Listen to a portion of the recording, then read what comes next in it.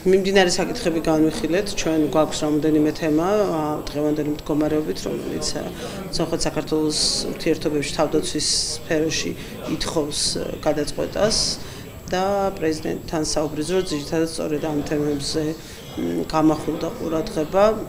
ჩვენ ძალიან მარტივი პოზიცია გვაქვს საქართველოს. ჩვენ გვინდა ვიყოთ რეგიონში შვიდობის უზრუნველყოფი ქვეყანა. ამიტომ ამ თვალსაზრისით მზად ვართ ვითანამშრომლოთ ნებისმიერ ფორმატში და ნებისმიერი მიმართულებით, თუ ეს კიდევ ერთხელ ხაზგასმით ვამბობ, დაეხმარება რეგიონში მშვიდობას. ნებისმიერ დესტაბილიზაცია იქნება ეს მთიანი ყარაბაღის მიმართულებით თუ რაიმე სხვა, იქნება პრობლემა საქართველოსთვის ზუსტად ისეთივე მასშტაბის, როგორც იმ ქვეყნებისთვის, რომელიც ჩართული იქნებიან კონფლიქტში. ამიტომ ზუსტად ისევე, როგორც აფხაზეთის და სამხრეთ ოსეთის პრობლემის მოგვარებაში ვეძებთ ჩვენ მშვიდობას, მაქსიმალურად და მშვიდობიან გზებს, ზუსტად ასევე დაინტერესებული ვართ, რომ ნებისმიერი სხვა მიმართულებით ამ მშვიდობის ძებნაში ვიყოთ ერთ-ერთი მთავარი მონაწილე.